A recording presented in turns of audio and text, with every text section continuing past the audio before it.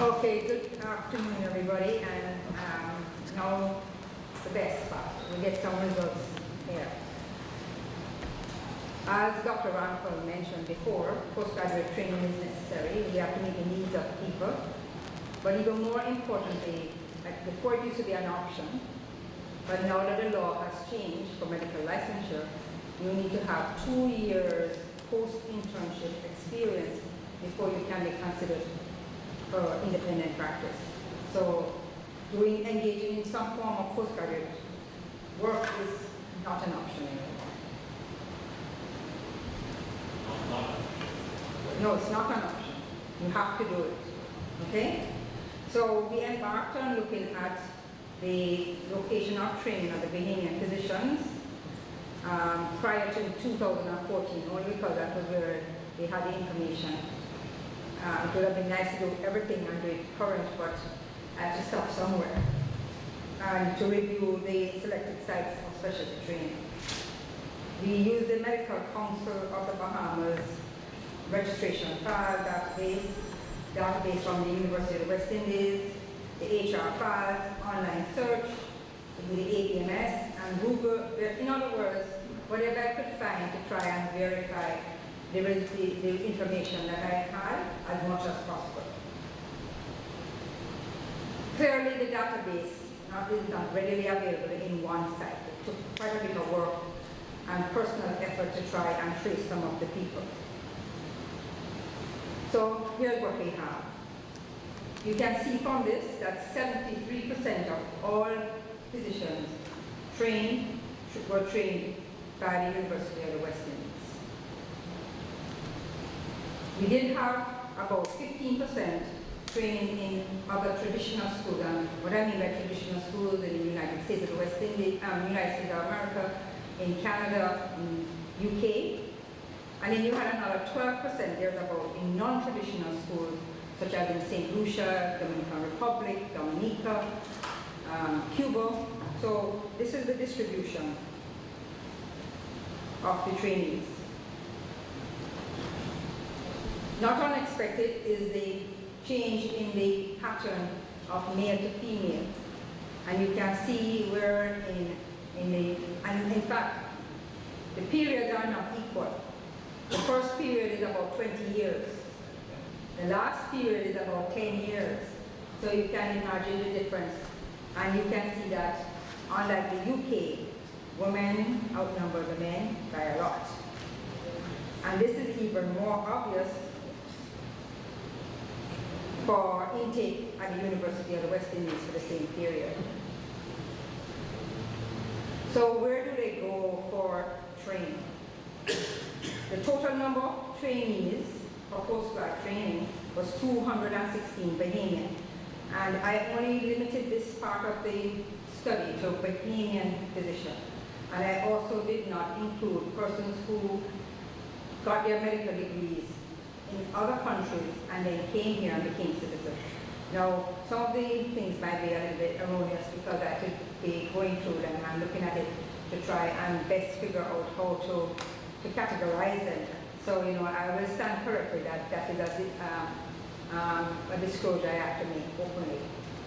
But we did have 216 Bahamian physicians who completed specialty training. And you can see that the areas include the United States, Canada, the UK, and the University of the West Indies, with very few in places like South Africa. Now, I did take the opportunity to separate the group into university graduate and non-university graduate, seeing that you had 73% of the total training coming from the University of West Indies. And you will note that University of West Indies, actually, if you combine the near two last bars, that the University of West Indies did contribute quite significantly to postgraduate training. 65% of all the physicians post-internship embarked on postgraduate training. I didn't think that it would have been that big a number, but that's actually what the number is. and 154 of them have completed either DM certificates or specialist degree. And there are 76 persons who are still in the process up to that time in completing their training.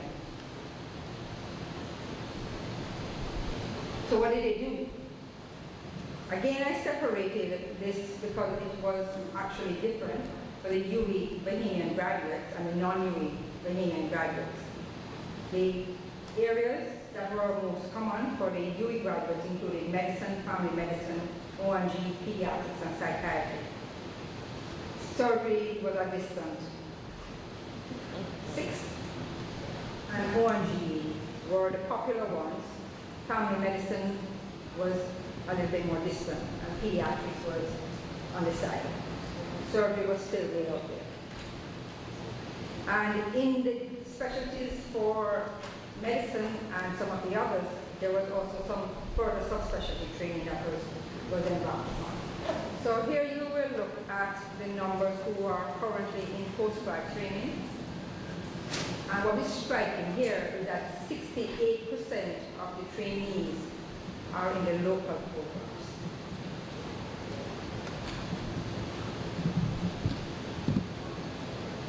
Non-UE graduates also account for 8 in training, and all of them are in the UWI DM program. Now this is interesting, and this is something that the Bahamas can boast about. How long we will be able to boast is a different story, but only 8% of UWI graduates actually migrated somewhere else. Now this is different because the numbers across the region for the Caribbean range from somewhere like 30-odd%, so in some cases 100% of graduates trained. This is not the norm. What was also striking in looking at the statistics is that for the non-UWI trainees, 19% migrated. And an additional 5% lives overseas but do come occasionally to the Bahamas and get back. And let me go back to this graph, which is very, very, very impressive, that 8% includes those who live permanently away and never contributed, and those who live away but come and go.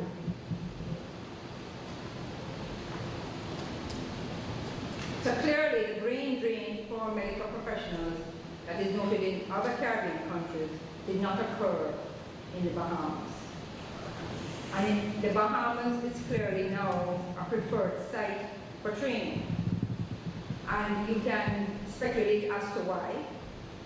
I personally think that once you are in a place long enough, you make local commitments. You have a family, you buy a home. I think those are probably the biggest thing to keep you anywhere, including in the States, the UK, or Canada, if you have the possibility to stay and you get married. We also have comparable or better pay during the training period. I know you probably don't believe that, but you will get a pay cut for somewhere in the region of up to $1,000 less than what you're earning now.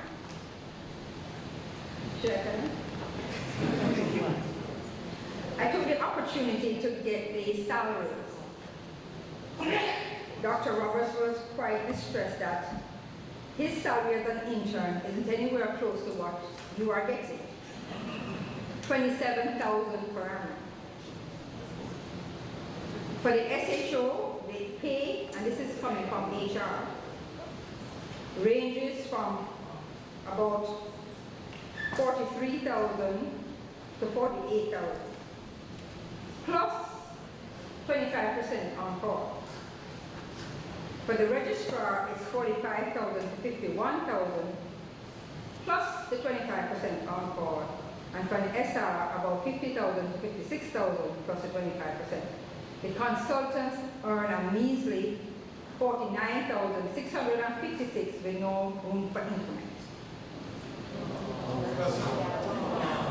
I want you to know though that the average salary for residents in training in the USA is $50,000 to $70,000 per annum. So that's more than what we get. But take off 25 to 30% of that. Taxes.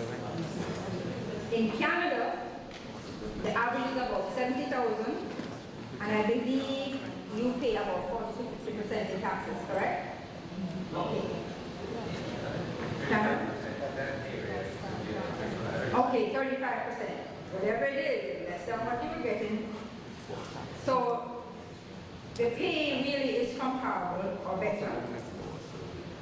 And I suppose you are also better positioned for employment as a consultant. Because one thing we know for sure for PMH is that when you have to reapply to come back in, it can take anywhere from months to years before you can get a financial clearance. So somehow when you're in the system, it works in your favor to get employed. Thank you very much. We almost catch back up on time. Just ask now, I'm very pleased that someone who's been on the forefront of medical education when we started our journey in the early 90s. Is now going up from being my S&I intern, then he was a messenger. Then I can go back and say when I was in high school, he was a junior, now he's my boss. But it's good to have him move up to our chief medical officer. So he is in a position where he has a significant degree of influence. I'm hoping that he has that same commitment for advanced medical education and training, particularly in postgraduate work. And so the whole much is given, much is expected. So he was trained in Britain, in his postgraduate training in anesthesiology, and came back very much at the forefront of advanced anesthesiology. I'm very pleased for us to have our chief medical officer. Thank you, Dr. Roberts. And if you people can get me out at this time to give a talk like this, and in the post-walking hurricane period. One thing I wanted Dr. Roberts, in his kind introduction, to describe me as a pioneer. That's how I want to be described, as a pioneer. Forget all the other things, I'm a pioneer. When I became chief of staff in 1989, they told me medical education could not be done in the Bahamas. Dr. Roberts changed that when he came back. They're telling me now that many other things can be done in the Bahamas. And we shall change many of those things. I'm going to give you a 15-minute talk. There are many things I cannot spend much time on this occasion. This is the reality. This is the real world. And this is what we deal with on a daily basis. The Bahamas really is, as you all know, you saw a slide before, which included the West Indies. And the Bahamas is really a beautiful set of stepping stones between North America, the United States, and down here, Cuba. And that's very important to medical education, because we have the experience and influence of the best capital society in the world, and the experience and influence of the best primary health care in the world. People don't appreciate that. The members of the medical staff in the Bahamas come from North America, UK, Europe, all over the world. And it's this cross-fertilization that really gives the Bahamas the opportunity to be unique in postgraduate education. This talk, I'll talk a little bit about our situation analysis, about physician manpower studies, which we started in 2000, and we have been doing it ever since. Much of the work in this area was done by myself originally, and then in 2011, Dr. Robin Roberts, Dr. McMillan, with some support from Dr. Dylan Brennan, did a study, and last year we did an extensive study which included all of the areas. Initially it was Public Hospitals Authority, and then Department of Public Health, but we did all the areas, and that was done by Dr. Shabira Moxie.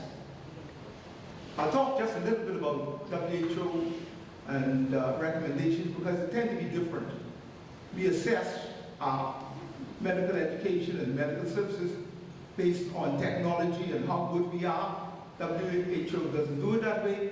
They assess it based on access, equity, and the distribution of your workforce. And then a little bit about our training system here, academic training, and then the way forward. This here just gives you an idea, this was in 2006, of the distribution of our staff. And as expected, Princess Margaret Hospital gets the bulk of the staff.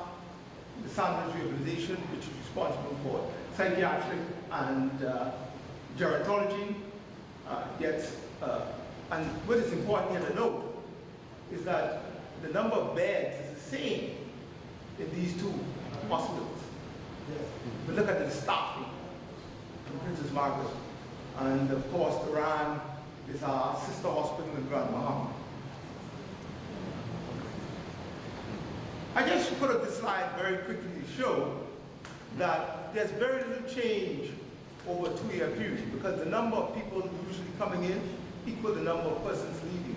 And that has been our experience over the last 10 years, 10, 15 years.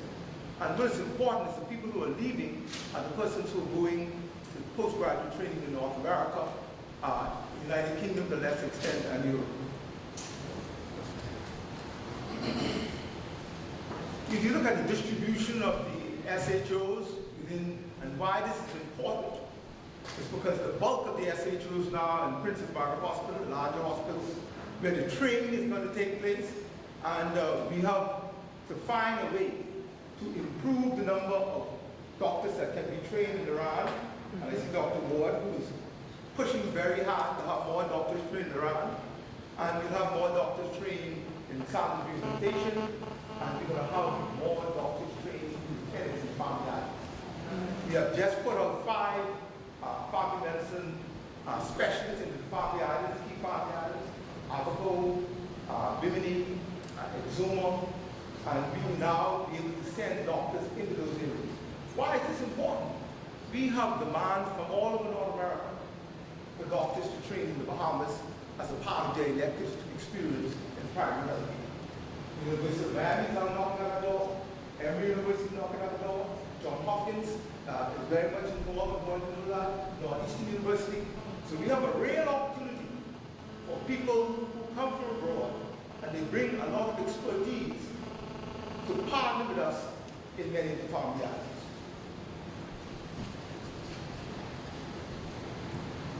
So we talk now a little bit about the manpower throughout the Commonwealth. The Bahamas is unique.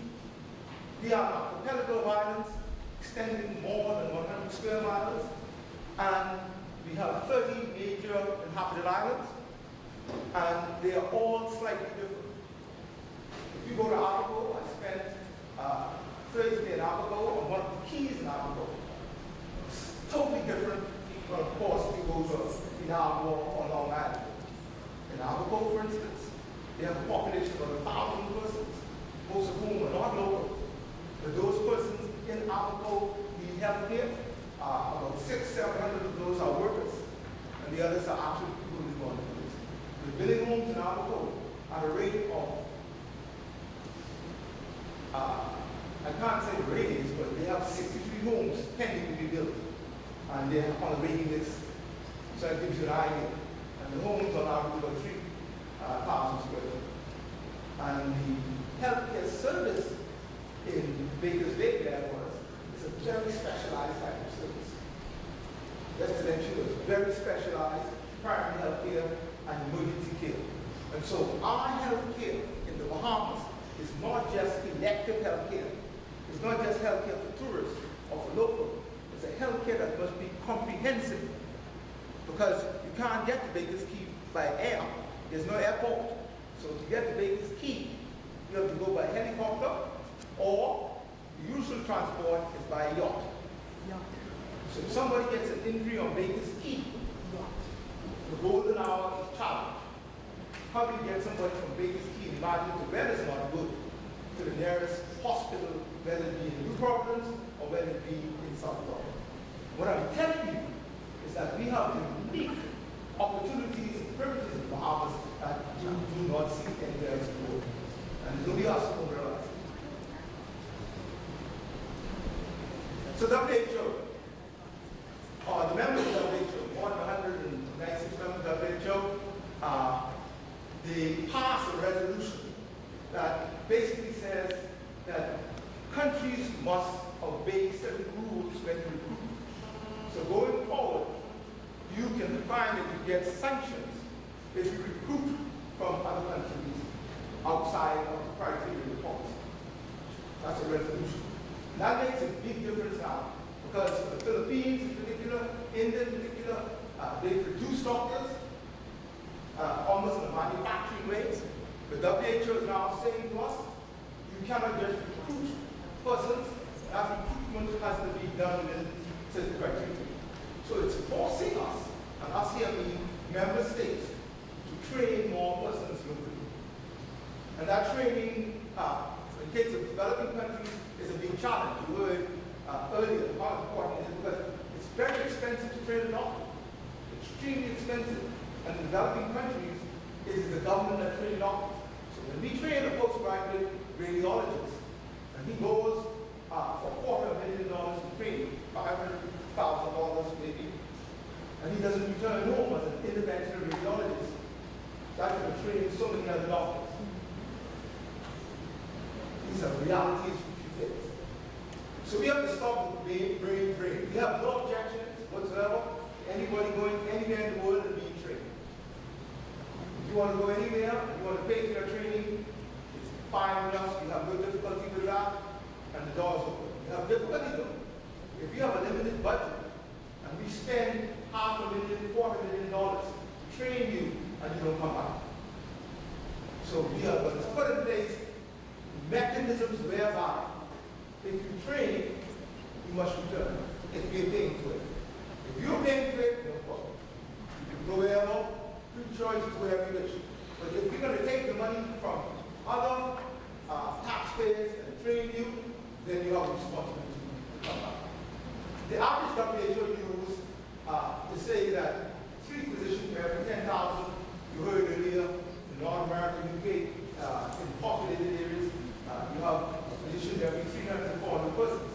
But when you look at the world, 3 physicians for every 10,000 is the base. There are many places in the world, not in the Bahamas, in many places in the world, there's no physician for 10,000. You know, we assume that that is standard. It is not standard. And so, and when we talk about physician, you're not talking about specialists. You're just talking about physician in general. And so WHO, what they have done is they have now categorized skilled healthcare workers. And skilled healthcare worker include a physician, registered nurse, allied health, psychologist, and they say how many skilled healthcare workers do you have for 10,000 population? And in that case, when they do that, Cuba is number 1. Cuba up to 70. Okay? And the Bahamas fall, interesting enough, in the 4th position. Notwithstanding that, the United States is at 6th. Okay? And so it doesn't reflect the fact that you and I know in North America, United States, they're far more advanced, far more capable in many technical areas than we are. But when the measurement of healthcare professionals, skilled healthcare professionals, the 10,000 is taken, the United States is in 4th position. 6th position. 4th position for the Bahamas. I think that you all pay attention. So here we go. The majority of positions in the Bahamas are non-specialists, as we know. We're going to change that. We're going to change that. Beginning this year, we started already, everybody who gets a job in the Bahamas will be in a postgraduate training program if they are in the government service and also the private service. because we're going to single governance. So we're going to do the same thing in the government service as the private service. That's a part of universal healthcare coverage. So we have the same standard across the board. Here, I just really want to put up this slide to show you something here. In 2000, we had 2 psychiatrists in the Bahamas who were trained on service. One not on service. Today we have 14. Credit must go to Dr. Nelson Clark. He started a training program in 2006, and that's the result of it. And of course, family medicine, this is our golden lady in this area, Dr. Hannah Ennis-Mays, and all of the other people who were involved in that. I see Dr. Taylor, Dr. Johnson, all the many other persons. I have a little part to play in that as well. But this is the most outstanding program in the present postgraduate series. And this small grouping here is the obstetrics and gynecology. Everybody wants to do obstetrics and gynecology. I'm not sure why, perhaps our people can tell us. But and we have reached a point that we are not supporting training. Listen to me carefully, because I make statements, and my friends here probably are not listen. So we are in the position now we are not going to train persons for obstetrics and gynecology. But it does not mean you cannot be in a position where there may be specialist areas in oncology. You can support that kind of training. But in the general obstetrician and gynecologist, the government administration will not support that training. It doesn't stop you from doing it, but we will not support you at this stage. And that's going to be true when I show you area of priority. It doesn't mean, however, that our postgraduate program, everybody who goes now, public hospital will have to be in the program. So I hope I made myself clear. And you shake your hands. What we will do, we will fund the post for persons who work in the public service as obstetricians and gynecologists. What we won't do, we won't fund somebody who is not in the undergrad program and give them a scholarship of the development path to go and do it in South Africa. You know, you're going to realize what I tell you. You've been around long enough. Okay? And here we go, in terms of physician manpower at the junior level, the point we're making here is that we need to train more senior persons. To improve this, we want to have this a little higher so we can have the supervision and training match a little bit higher. This is just a slide that's put in there to show that in public health, if nothing changes, if we're going to change that, in public health by 2015, the numbers of doctors based on the people who are leaving in public health will actually regress. While in the hospital, tertiary healthcare, we are increasing. And this slide demonstrates the green is the number of local Bahamians in the program. And you see in the last 2 years, the medical school graduate, all Bahamian graduates. And like Dr. Rampal, I agree that we need a mix of persons. This is just reflecting what the reality is. When we first started medical school here, you see that the number of persons who were Bahamian was just 2.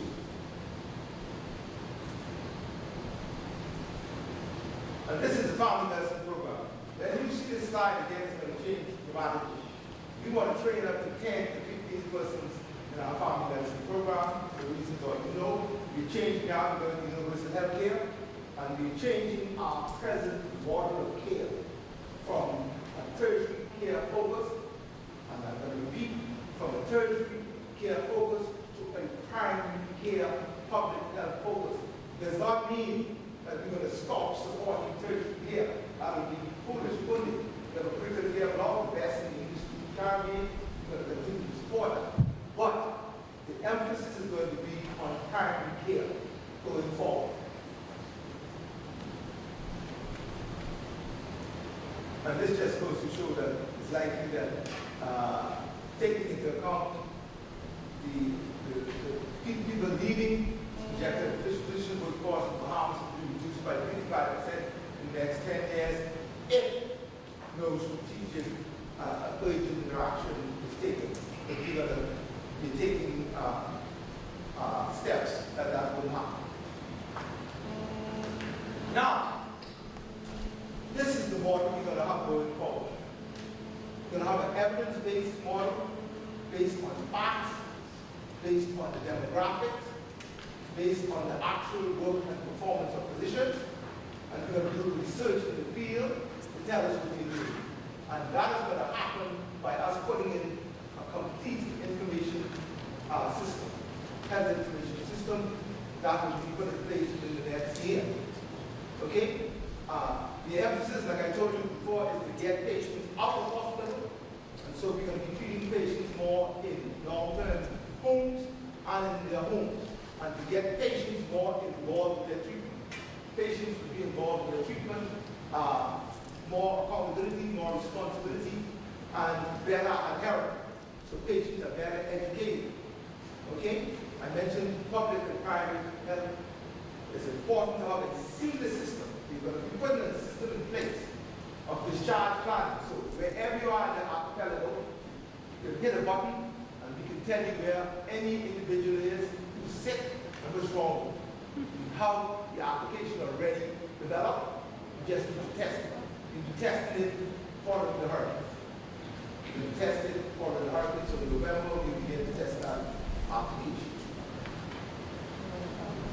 So these are the areas of priority for training.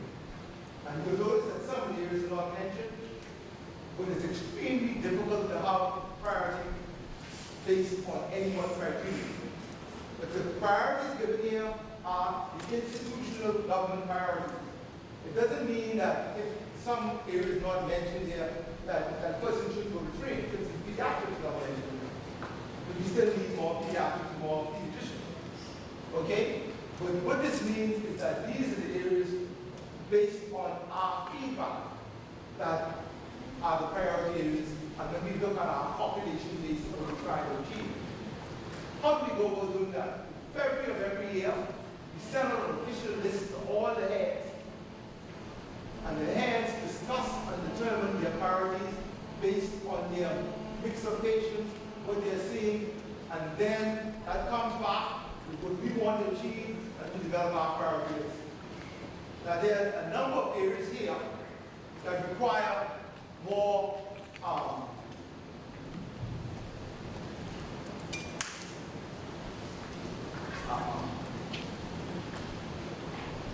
the number of areas here, and I'll soon, the number of areas here, I'll give you a little explanation on. For instance, pathology. Pathology, we need to put special emphasis on. We want a forensic lab. We want to have forensic pathology separate from general pathology. And we need to do that as a special effort we're going to accomplish in the next 3 years. Laboratory services include microbiologists, we need those things.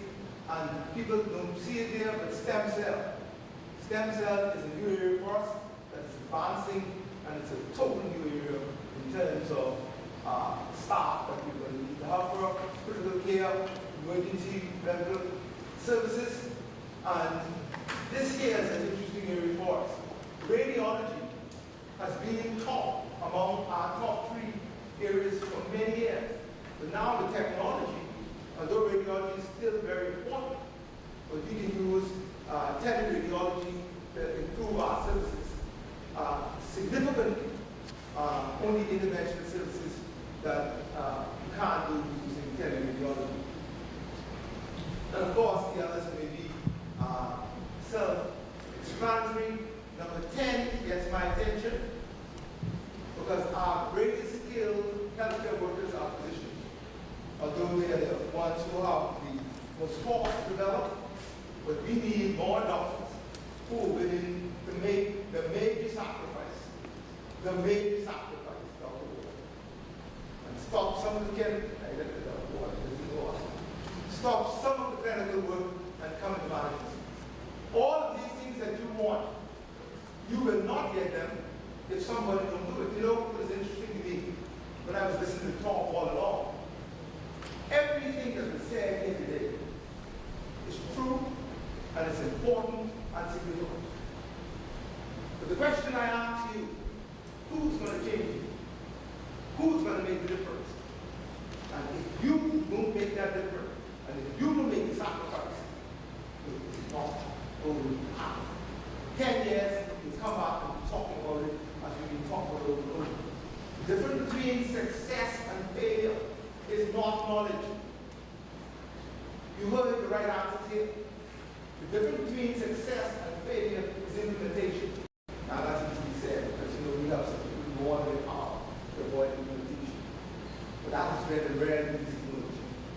Then you can implement. Then you can implement, not what you know. You have some of those brilliant doctors that was demonstrated here later, that was confirmed here.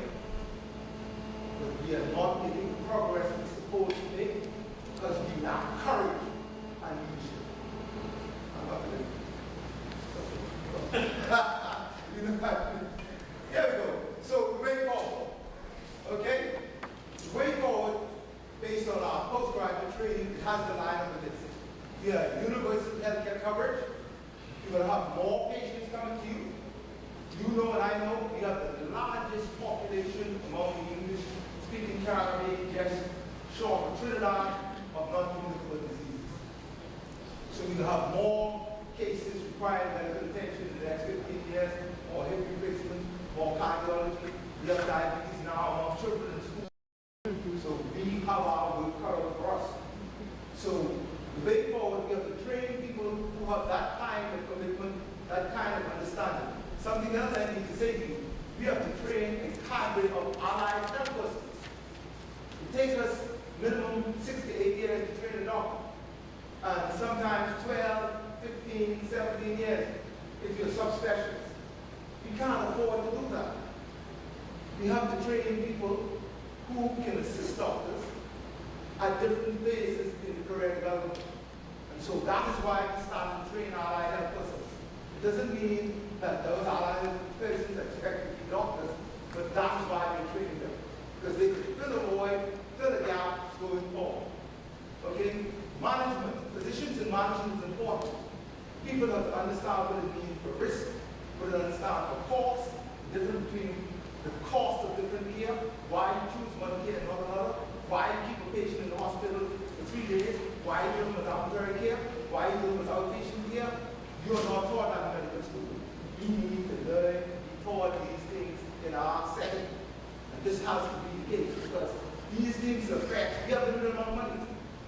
And it's important. We know it costs us in the region of $1,000 to keep any person $500,000 in the public hospital for a single day. Not a complicated case that they got around those in critical care and ICU. That's $5,000, $10,000 just on the public ward.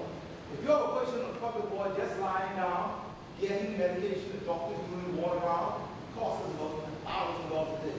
We can keep that same patient in a home care setting between $1,000 and $1,500 per month. That makes a big difference. And we know in our present healthcare system, we are losing by wastage 25 to 30% just by simply changing what we do without any new money. Just changing what we do. And many of us have to come over the hurdle and stop resisting change and deal with facts. Just by changing what we do, we can save 25% of the money we're presently spending. We can spend that better and do something else with it going forward. The impact of gender is always, you know, I'm not sure, it's a concept at the moment. The impact of gender is very, very important. Since we started out, when we first started out, there was 3 to 1 males and females. Today it's 1 to 1.3 males and females. So we have more females than males. That affects the way we work, that affects the time off, that affects maternity leave. Now we talk about maternity leave, and we have to be sensitive to all of these things. So the impact of gender is significant, and it does make a difference. Okay, it does make a difference. It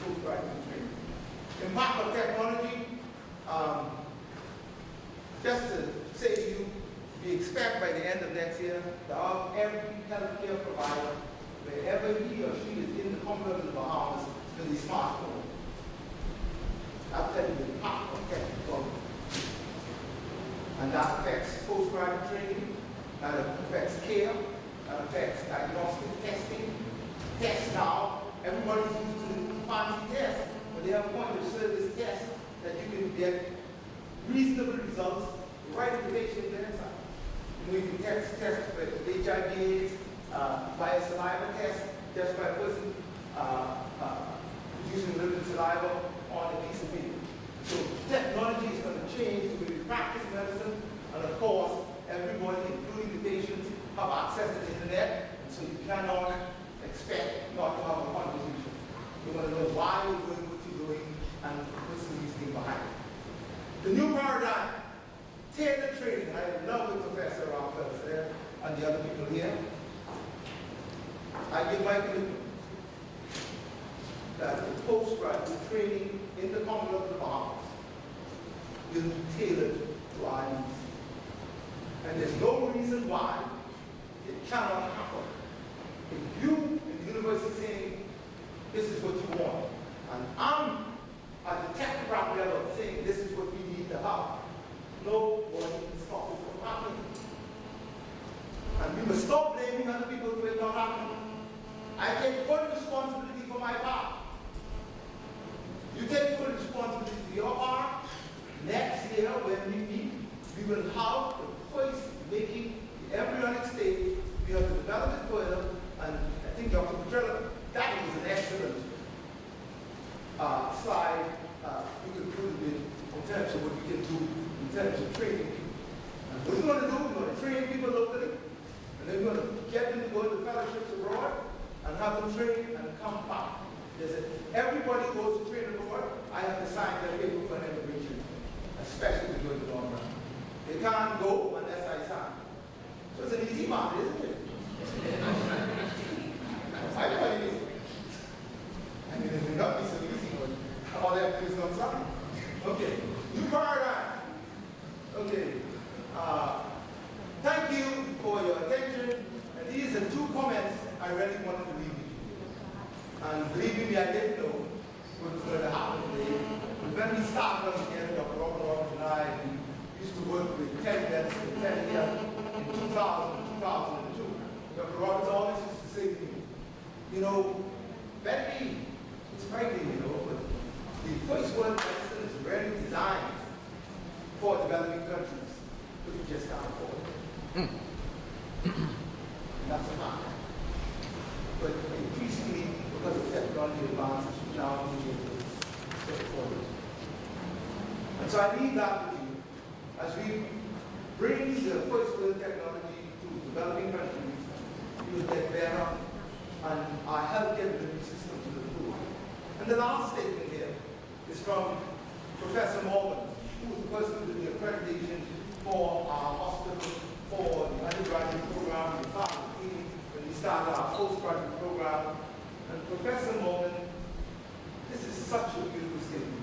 3 C's. He says, every doctor who trained in a developing country must be clever. Like Dr. Ryan. Must be clever. Must be cunning. And creative. These thoughts I need to do. I can assure you, you will succeed.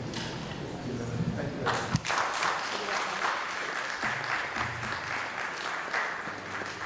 We certainly want to thank all the speakers in this segment. If we have any questions, we'll entertain them at this point. If not, we will take, yes. I have a question for CMO. Go ahead. I'm Chief of Staff, Brian Bahama Health Services. My first question is, we are concerned about equity for our senior health officers in the postgraduate program. Because the postgraduate program is centered in Princess Margaret Hospital, the SHO have a tendency not to want to come to Grand Bahama in their junior formative years of medical training. Because if they're here, they have the job, and it's very easy for them to get, but they can get into a job-like program, but they need a job. So the question is, how are we going to make the process equitable in terms of access? My still have general surgery at number 9 in terms of priority. I've been looking for a general surgeon for the last 4 years. In fact, general surgery is not obsolete. There's no longer general surgeons. They are orthopedic surgeons. They are their own surgeon or thoracic surgeon or colorectal surgeon. Those days of having a person to do everything, you can't find them. And I need that type of surgeon in Grand Bahama, which is a small hospital. How do we approach these things? Two excellent questions. The first one is relatively easy to solve if you can take the people out. But it's the people who create the problem. There is a medical affairs committee of which all the chiefs sit, and there's commitment now to change the selection criteria and the funding of the programs. Once we do that, then more persons will be available to train in Grand Bahama. And once more persons are available to be trained in Grand Bahama, then the selection criteria for the persons going into Grand Bahama will improve, and we will give attention to it. Unfortunately in life, and realistically in life, somebody may have to take a step and say, this is what's going to happen. I'm not afraid to do that. And I'm giving you my commitment that if you all are able to solve it around the table, then I will give my commitment with your support, not me. Because when people hear things are happening that they are not in favor of, then they say you are doing things that don't happen. But with your support, the right thing to do is to have more training in Grand Bahama. But there are a number of other things you need to take into account. The supply, the nursing, the patients, the setting, and all these things. But Grand Bahama is making rapid progress, and so I believe we can have an accreditation team come down and look at postgraduate in Grand Bahama if the university says that is what they want to do. The second point is a point that is excellent that you made. We have a shortage of general surgeries. And the reason for that is general surgery in UWI and in the world actually has just been more difficult to get into. I was going to say females don't want to go into general surgery, and most of the graduates are now females. And some of the people in general surgery don't want to have them in general surgery. And it becomes a compounded challenge. The next thing is we have a number of senior surgeons. When we first started the process, they were a lot younger. Now they have reached the age of retirement, and they have not trained persons to replace them. And so that's a real challenge for us. Females don't like to work the hours for general surgery, so they tell me. And that is, so we are faced with a challenge. In 2006, we decided that we needed orthopedic surgeons. And so we put an emphasis, at the time we had one orthopedic surgeon. Today I think we have 4. Okay? So it goes to show what you can do once you want to do it. And we had to facilitate the training of most of the orthopedic surgeons. And be prepared to do the same thing for general surgery. In the short term, we have to recruit. Okay? But it's not because we don't understand what's happening. We understand what is happening, but what I call the human factor has placed us in this predicament. Good afternoon. Thanks for those who come. I'm sorry we're a little bit behind schedule, but I think that the information that we want to impart here today is not only timely but much needed. And I'm very pleased that we have those who will come and be on this platform. This section, as I did in my introduction, and you have heard from all your speakers, that it is very important that whatever we do, that it meets the benchmark. And I think that more than anything else, when I was training in North America, one of the things that we had to do, you knew that you would have your annual evaluation examination, board exam. So in every residency period, the American boards once a year would give you an assessment exam. And everyone in your residency would get the same, and from 1 to 4, 1 to 5 would get the same exam. So when you're in your first year, you expect to be on the lower end of the scale. And by the time you reach your 5th year, you expect to be at the top of the scale. But more importantly, the exam is you're being evaluated with all the other residency programs. So it's very important to see where you fall in the rank. If you are in the 4th year and you see that you fall in the rank where you're only matching about 30% or 20 or 20%, that is not good. So I thought it was very important for us to do that, to see where we fit in our program. And I was extremely pleased when we had an opportunity that Professor Hoover was instrumental in doing this in Trinidad, because he had a resident, now Professor Philip Dan, who is in charge of the surgery department in Trinidad. So I was very pleased that when I heard they had it, I was ready to jump on board. But I not only brought on surgery, when I could, I had Dr. Mandigan from the beginning, who was asking me. And when Dr. Grant, he was very eager to join suit. And so I would like to see one day that we would have this in all the programs. So I sort of give you an insight of where we are after about 3 years of the outside. How do we match it? What are the issues involved? So I thought I'd have Professor Hoover give a commentary first, and then I'll ask each of those individual segments to give their experience so far. I know we need to make up some time, so I'm going to dispense with a lot of my introductory slides. But basically, I took the first in-service during my PGY 4-year. We were told at 4 o'clock on a Friday afternoon that every surgical resident at Cornell had to be in the auditorium tomorrow morning at 9 o'clock. No exceptions, don't worry about patients, don't worry about the emergency room, and we had no clue why. So we showed up and they gave us this test. And at the time, they didn't know what they were doing with this test. They decided we need to test our residents. They had no benchmarks, they had no standards, they had no curriculum. We just took this test. It was sort of a funny test because it was made up by people who didn't know how to make up tests. It was made up by the members of the American Board of Surgery. And they didn't know how to make up standardized tests. It wasn't enough money to pay somebody like the President people or people who make up the SATs, the MCATs, and that sort of thing to do that. So it was a homemade test. And I'm going to skip a lot of this. And we were told that you're going to take these tests every day, every year that you're in the residency program. And obviously, without any information, what the program directors were going to do was use this to punish residents. Dismiss you from the program, make you repeat, and those kinds of things. And we actually had a lot of lawsuits that were brought because residents were being fired because of this test. And when the American Board of Surgery found out about that, they told them very clearly, that's not what this test is for. Don't use it for that. We won't support you if you have to go to court.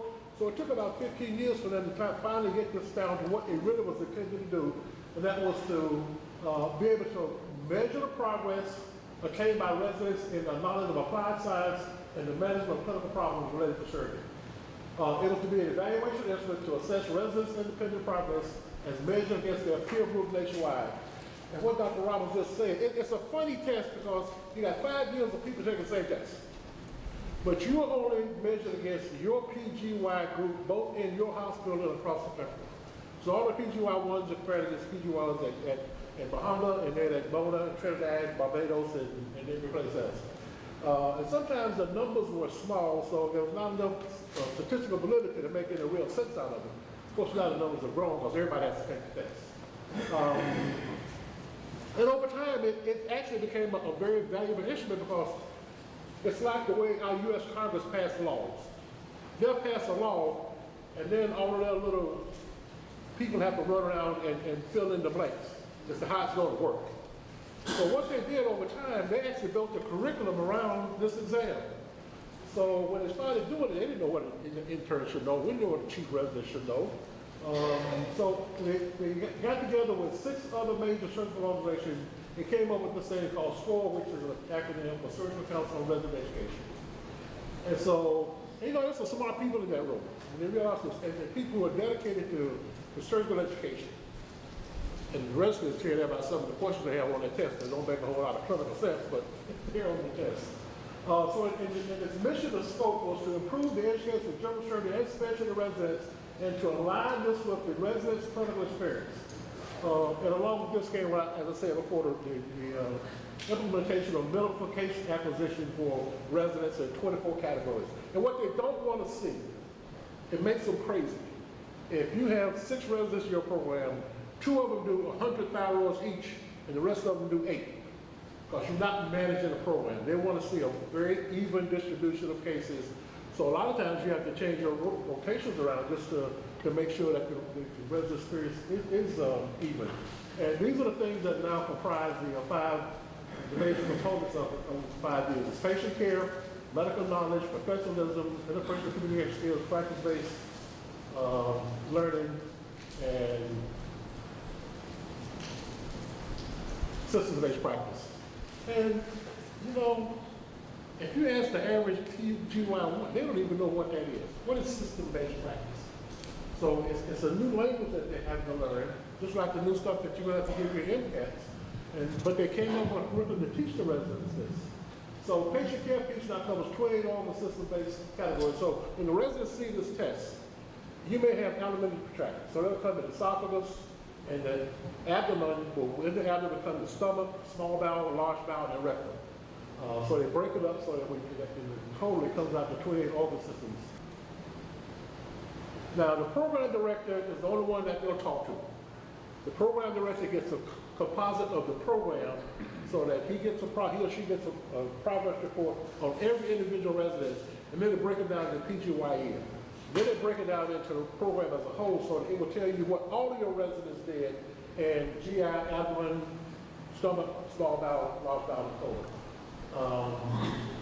And the idea for this is to have a blueprint for both the individual, and the individual gets a print back of every question on the test with a little hint as to when you got it right or wrong.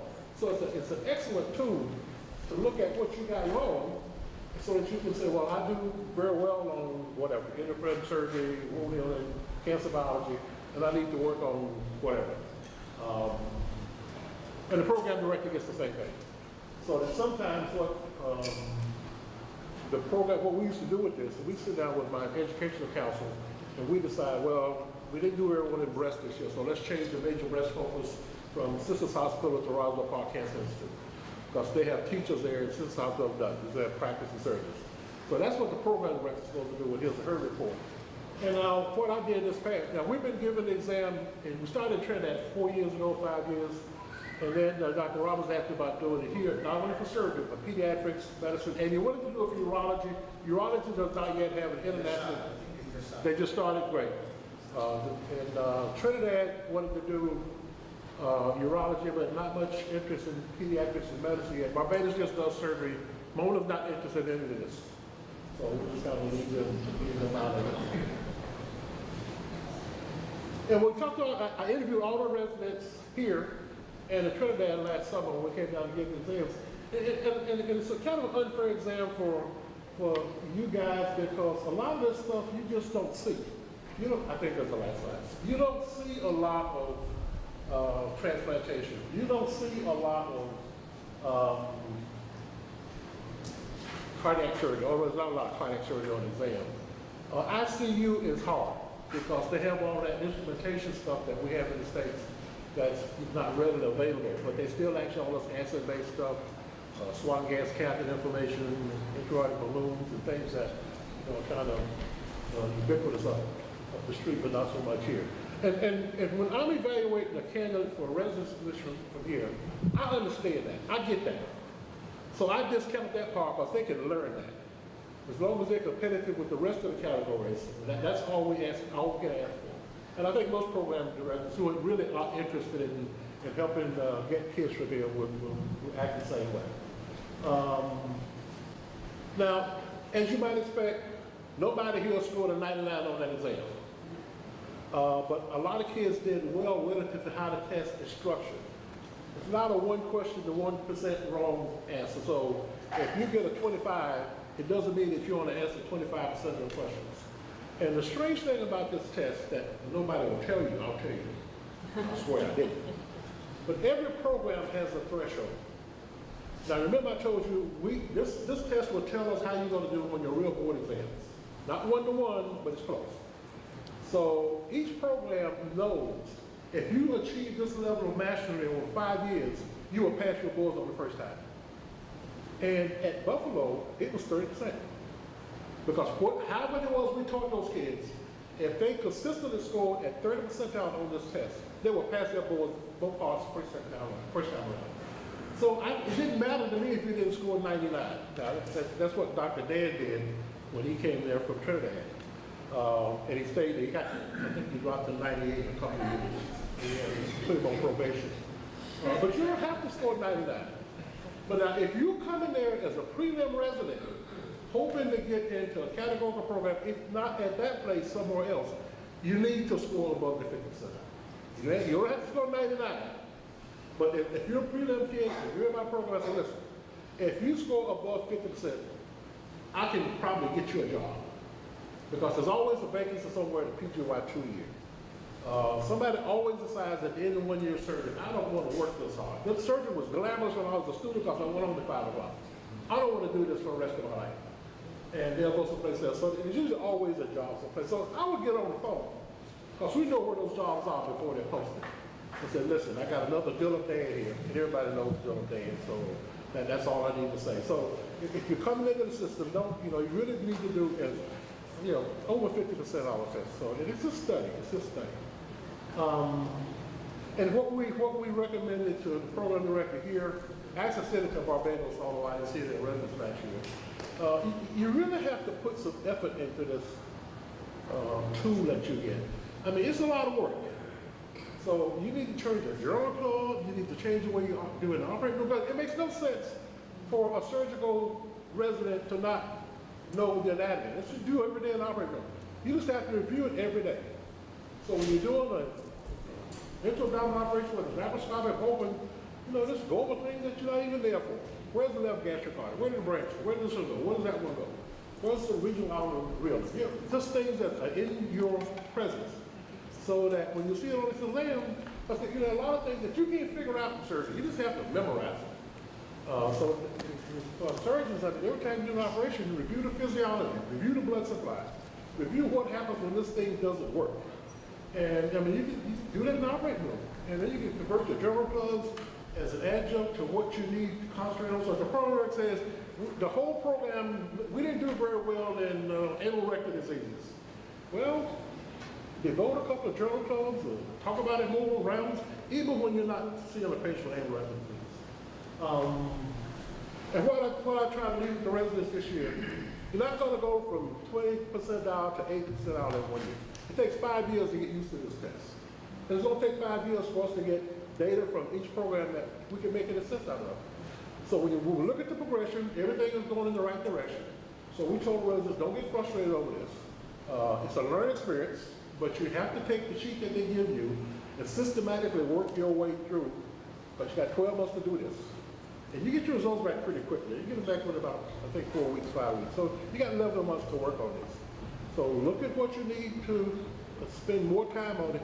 If you did very well in surgical endocrinology, well, you can just brush over that the next time. So you ain't got to spend a whole lot of time on that. And the program director need to do the same. But one of the things that I found, you need to have your faculty who are involved with resident education come look at that test. They don't want to do it, but you need to make them come in and go over that test, because they need to know what level to take you in the operating room when they ask you questions. So if there's 12 new interleukins discovered this year, you need to talk about those. You need to talk about fluid and electrolyte balance. So the best time to do that for surgeons is in the operating room. And they don't have to take it for credit. The boards will let you take enough extra tests so that they can just come through and scroll through the questions and see what they are, just to make a mental note in their own heads and say, well, when we talk about breast disease, now I got to remember that this is the new stuff they're talking about in breast disease. We got to remember, we don't have to remember a lot about chemotherapy, but there's some stuff that we need to know about how it interdigicates with what we do in surgery. So you got to make them do it. And sometimes, I could never do that, so I'm telling you something I could never make happen. But what I did have was a core group of 5 or 6 people who wanted to come and see what was on the test. So I put them in charge of the sections that need to be fixed, and they fixed it. And we'll assign those people a core group of residents so they can work with them year round. And then if you don't get to this level and not want to see yourself in the upper percentiles, that's what got you here. And so the mechanism for doing that with this test that you've never seen before is just we recommend the things about the review process. I think review books are good, but a lot of students try to use it for the acquisition of primary knowledge, and that doesn't work. So you can't use the Rush Surgery Review book to learn new things. You use a standard book, and then you do the Rush chapter by chapter to see if you've achieved mastery. And if you haven't, go back to you. And the Fields book on the internet, you all tell me, is very good. So, and that stuff, I guess, is the most the book can cost, I think, is $69. So that's a reasonable investment. So I think the residents, they tell me they think the test is fair, even though there's a fair amount of stuff on there that they don't get exposed to. And it's the key to getting into residency programs in the state. So I'll just leave it at that, and we're going to go through the experiences for each section. Thank you. So, last Dr. Francis. Francis is our in charge of the postgraduate program in surgery. Dr. Francis did his residency training in up north. He also did his fellowship in Canada in surgical oncology, so he was well versed in this regard. So I get him to comment on how he fared so far in surgery. Thanks, Dr. Roberts, and thanks to Dr. Hoover. It's always good to see Dr. Hoover because I always say that he gave me my first job. I was a resident here and went through the match, and Hoover gave me my first job. I didn't end up there because Dr. Sands threatened me. I know I never told you that, but Dr. Sands threatened to kill me if I didn't go to Wayne State. So, because he was here, I had to do that. As Dr. Hoover said, I thought it was 4 years ago, but obviously it's been 3 years ago that we started. And the exam is 250 questions. It's done in one 5-hour block. All is multiple choice. And it's, as he had mentioned, scored as a percentage according to your level of training. So you're compared with everybody at your level throughout North America and wherever it takes the exam. I don't know if this projects very well, but it's broken up into basically 4 categories. Patient care, you can see is about 73% total exam. And then you have medical knowledge. And then there's some applied science and clinical management. This is kind of the results over this last year's result, basically based on level, which is the average result for at a certain level, at each level, level 1, level 2, up to level 5. And this would average out to, if you look at the standard deviation curve, around about 60%. How did we do? I'm not going to put up all the grades up there, but we really scored, and over the last couple of years that we've been doing it, scored below the national averages in the U.S. And I think Dr. Hoover really summed up because, you know, as I was thinking about what I was going to say, I thought about how my experience with the ABSITE and how that will translate to the guys that we have here.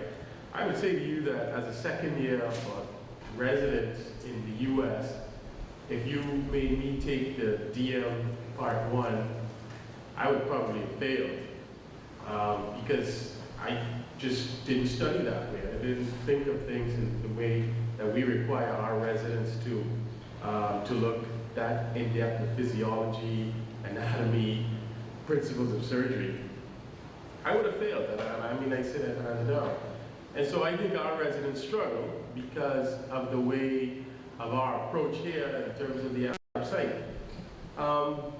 And what weight do we put on this exam? When I went off to Wayne State, I knew that I was a preliminary resident. Just like he said, I just had a job for a year, a contract for 1 year.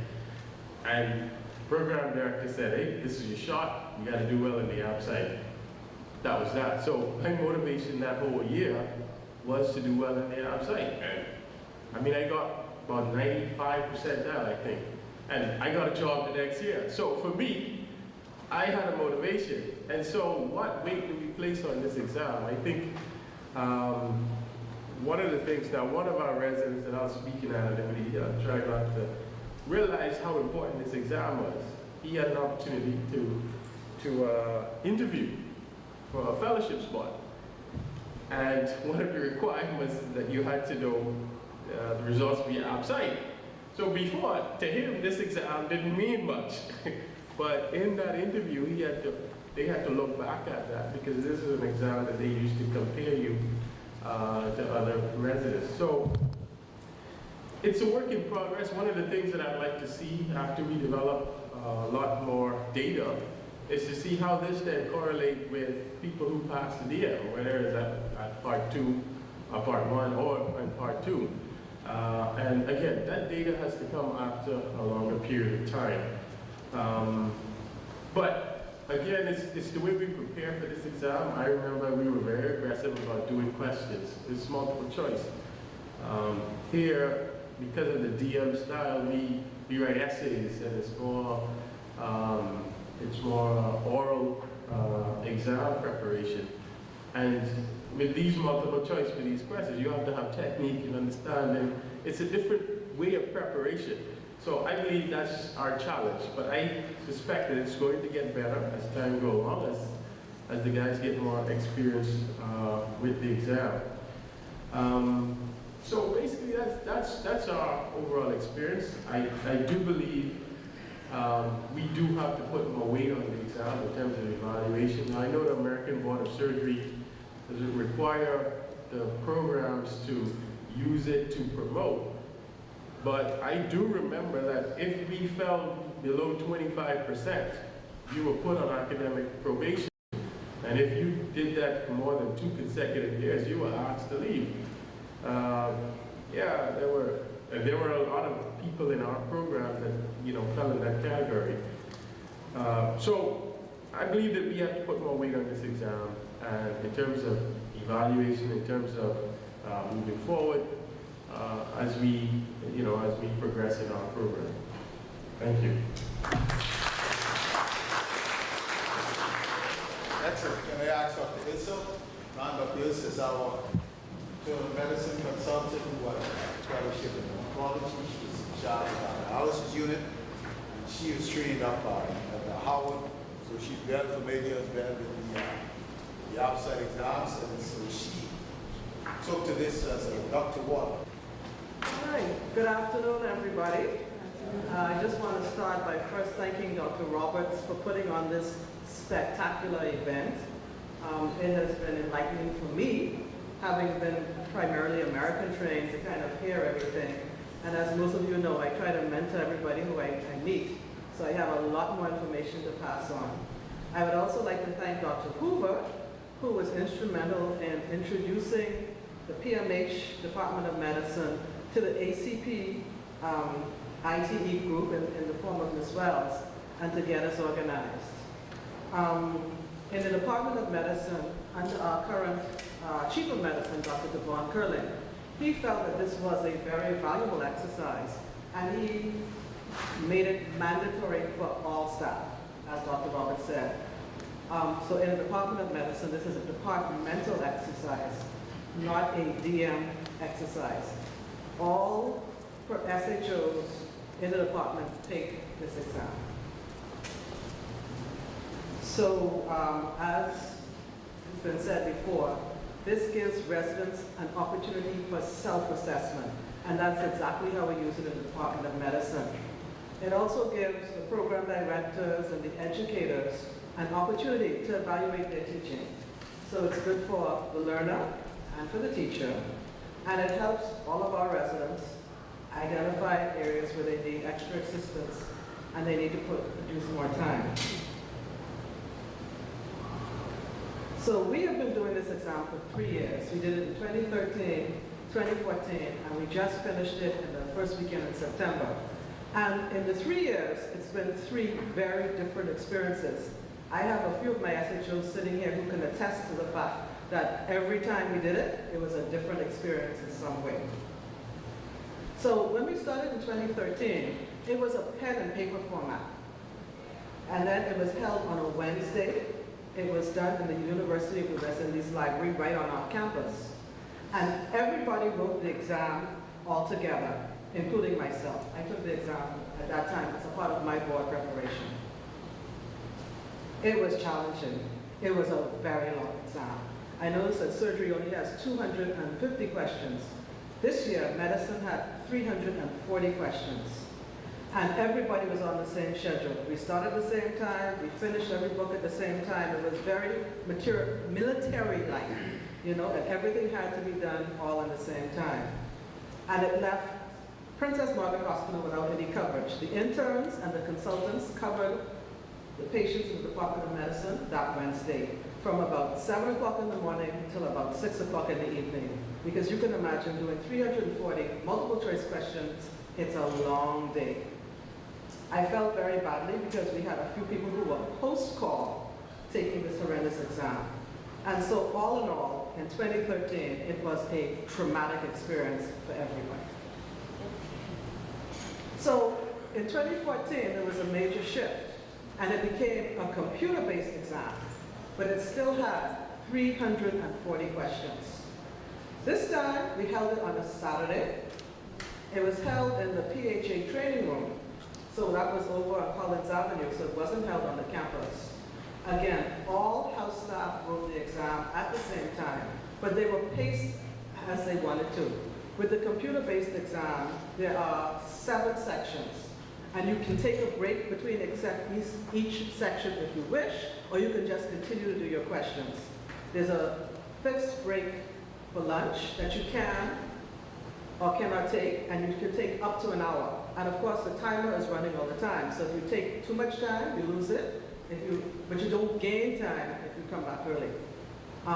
So it was on your own pace. And it was a little bit of a better experience for the candidates. The challenges here, certifying the computers, because everybody used their own computer. And that was a bit of a challenge in 2014, trying to get everybody's computer certified. And it was terrible for one of my candidates because on that day, she had a 2-hour delay because we could not get all the spyware off of her computer. The computers had to be totally scrubbed. They had to have no spyware on them. And our IT person had a lot of trouble clearing her computer. So that was quite a tedious event. Again, we had persons who were post-call who I felt really bad for because they were literally falling asleep on the computer. The exam again was long. Persons worked at their own pace, taking breaks when they wanted, eating when they wanted. And it was a bit of a better experience in 2014.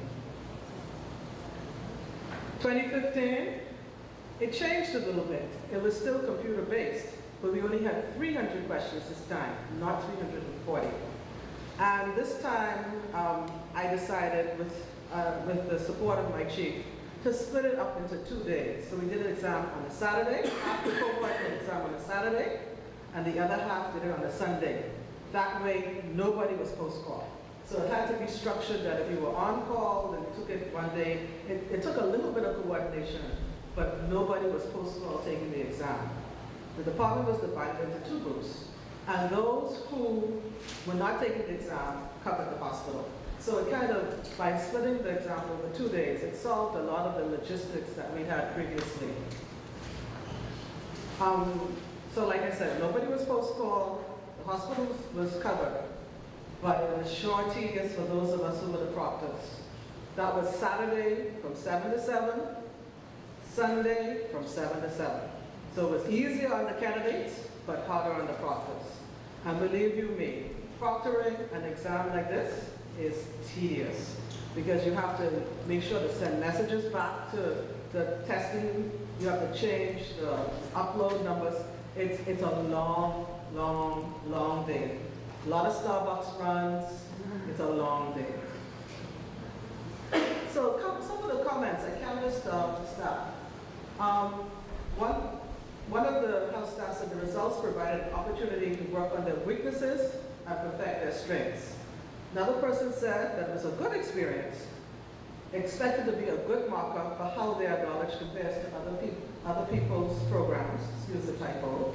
Another person said it provides an opportunity to stay abreast on current standard of care and evidence-based medicine. So a lot of persons had a lot of positive feedback from it. Other persons thought that it was helpful in preparing for the oral aspect of the DM. That it helped kind of improve your knowledge base for that aspect. One of the newer SHOs thought it was a good exercise for the newer SHOs to test where they are and to see where they're going to be going, where they're weak. And one comment was that the level of difficulty was appropriate. So the challenges that kind of came through from a lot of different conversations were that a lot of persons were uncomfortable with the MCQ style. And the questions in medicine are long. The clinical vignettes can be very long, and it's tiring. You know, when you're seeing people when they're trying to get down to about the 6th or the 7th session, they're really kind of having to keep themselves awake. I think they're getting a lot of eye strain. You can see people kind of doing their yoga moves. It's a very tiring exercise. And that, again, I think Dr. Francis mentioned this, there's some content that we don't really see a lot of that people really have to study for. So the content of the exam is not quite aligned with what we see. And then the other comment that's come through in both 2014 and 2015 is there's too much office orthopedists. Everybody, that's something everybody kind of found in the exam. So some recommendations, and this again came from the learners, is that we need to institute ways to address the weaknesses. Maybe we need to have more consultant teaching specifically geared towards the underserved topics and more practice with multiple choice sessions. And also, we tend to, in the past 3 years, we've focused on getting ready for the in-training during the summer. And a lot of people feel that maybe the training should be year-long. Like, you know, during the whole course of the year, we kind of put more emphasis on preparing for the exam. And in summary, this was a comment from one of the staff. They said, overall, I think the exam is beneficial. The usefulness is dependent on self.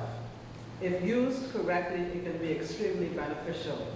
And when they sent me this message, I felt like my 2 hours, my 2 days in September were worth it.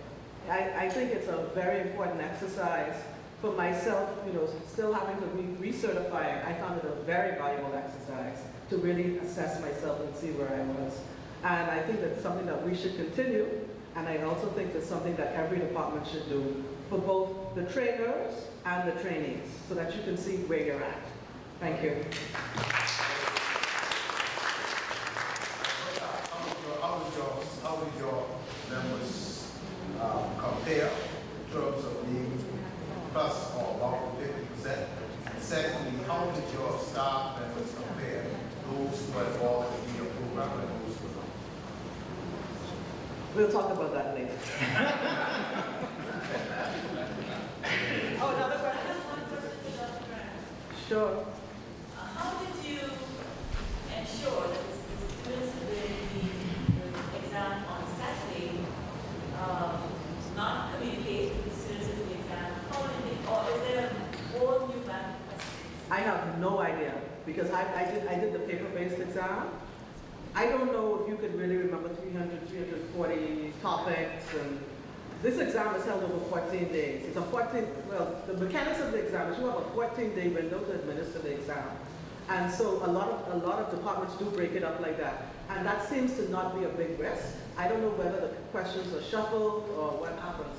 But that is, you know, we have 14, so there's people everywhere taking it, and there doesn't seem to be a concern. And I tried to make it as bearable as possible, so that's what I decided to do.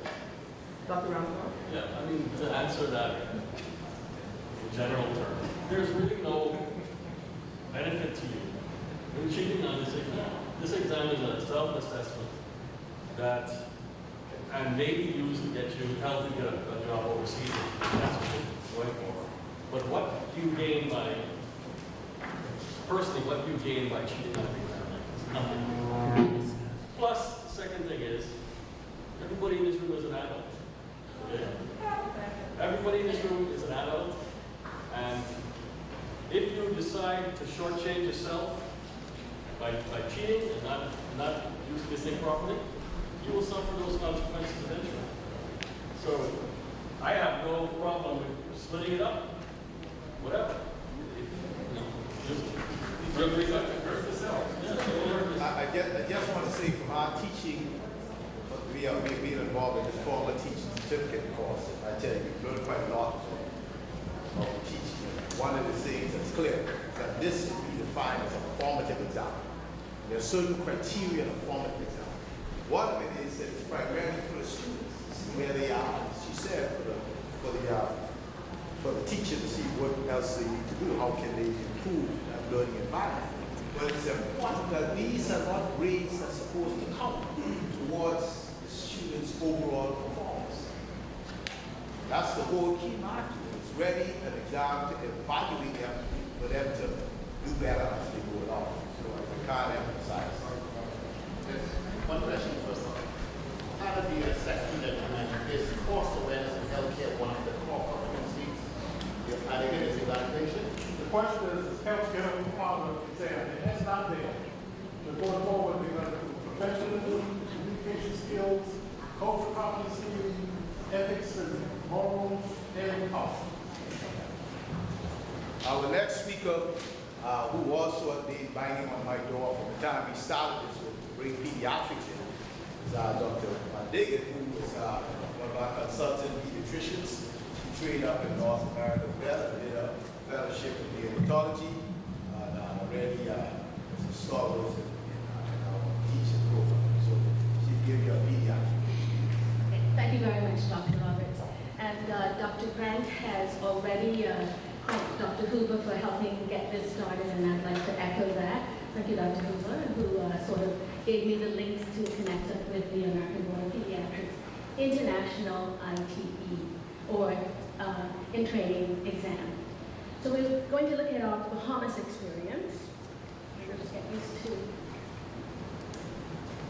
Right. Now, just a little backdrop. Medical education has changed over the years, and Dr. Roberts, and you've heard it throughout the course of this day, that we've moved from the traditional time-based model, and currently we're using a competency-based education model. And the end goal is to produce and develop a competent, holistic physician. And in my case, my specialty would be this holistic pediatrician.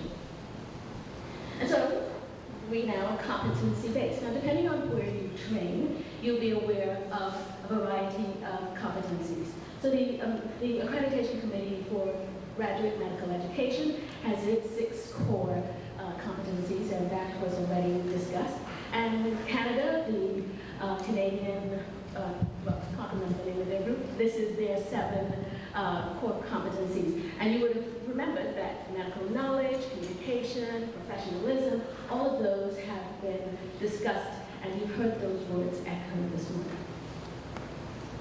So the University of the West Indies has its core competencies that we expect our pediatricians to be proficient in each of these.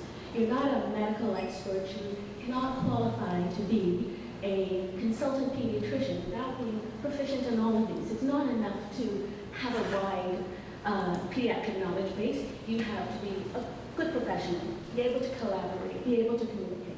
And I won't go through all of these. Be the health advocate. So this brings us then to, if you have a curriculum-based program, then you have to have clear statements of your learning outcomes and the learning objectives that go with that. And then within that program, provide diverse learning opportunities that will support those learning outcomes. And have, and Dr. Roberts has mentioned it throughout the day as well, comprehensive assessments that are both formative and summative, and giving timely feedback to the resident. And all of this provides a nurturing environment for the resident that allows self-reflection on the resident's performance. And the resident can then be self-directed in making changes. So we talked about some of the competencies, and so this will bring us to the in-training examination, which is primarily an assessment of medical knowledge. And it's a standardized annual assessment of medical knowledge.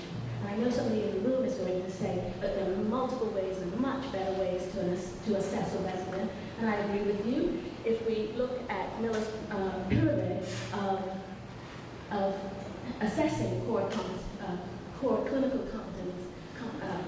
competence, the factual information is really at the base of that pyramid, and our aim is really to get to that integrated approach at the top of the pyramid. But the American Board of Pediatrics is a factual exam, and so it's assessing the resident at the base of this pyramid. So the American Board of Pediatrics and Training exam is a computer-based, online, secure exam. There's no way to cheat on the exam. It is being monitored while the resident writes the exam. It's 200 questions, and we're much more fortunate than surgery and internal medicine. We do this over 3 hours, and even so, it's quite challenging to those of us who have to proctor the exam. We have been using the computer lab at the open campus, and we've now exhausted their capacity for computers, but it's so good to know now that we can use laptops, and the laptops can actually be commandeered to be secure. That was my biggest fear. We're now up to 16 residents, so we're a small program compared to some of the other programs, but we're up to 16 residents. We were not able to do the 2013 ADP IT exam this year because it was released late. We normally do the exam right at the end of June, beginning of July, when all of our residents are in the Bahamas, because as many of you know, many of our residents will have to go on a mandatory rotation to Jamaica. So we try to capture that period of time where we have most of our residents here on the island where they can all sit and write the exam at the same time. So it was released late July, August, and so we were in stream with other scheduled events, so we were unable to do the exam, so that will be put up to later this year. And so when you get the results of this very long exam, the results come in 2 formats. One, that the resident sees. One is a result and item feedback report, and the resident gets to see what his individual report, individual mark is, and then gets feedback on every question item. There's also a category performance report that the resident will receive. So they actually classify every category, so cardiovascular, respiratory, biostatistics, oncology, whatever it may be, what you're being assessed on, and then you're told how you performed in each of those areas. And it's been mentioned, you get a content feedback statement, which then gives you for every test item, all 200 of them, not the question, but what you are being assessed on with each question. So it allows you, so you know which questions you get incorrect, and it allows you to go through all 200 and do a study and to make corrections based on your performance. And this just here shows you the okay, so the first one is the items feedback. So the resident is told his individual mark, as well as the questions that were incorrect. And this is a more detailed one saying these are the areas that you were assessing, these were the number of questions assigned to those various areas, and these are the number of questions you got correct. And then the content feedback. Now this is 1 page of about 5 pages, will tell you what were you being assessed on each question.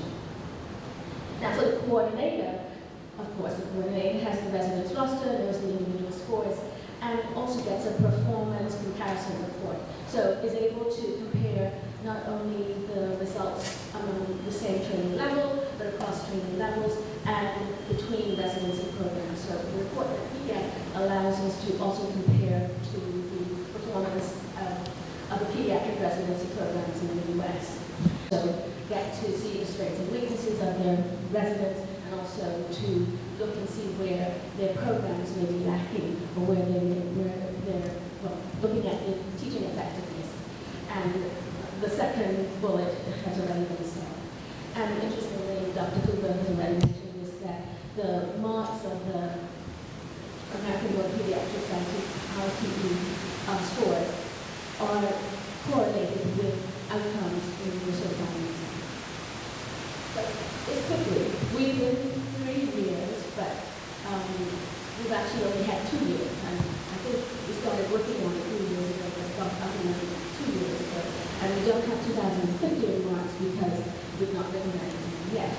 But I think what you can see is that, so just have 2 more slides, so I'm almost finished. You can see that if you look at the color coding with our PGY 1, 2, 3, and 4 levels, 2013, 2014, we're looking at the main test scores, percentage ones, by PGY levels for those 2 years. And you can see that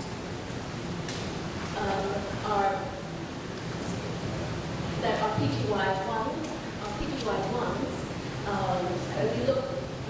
if you look across the years, you can see that there is a gradual improvement.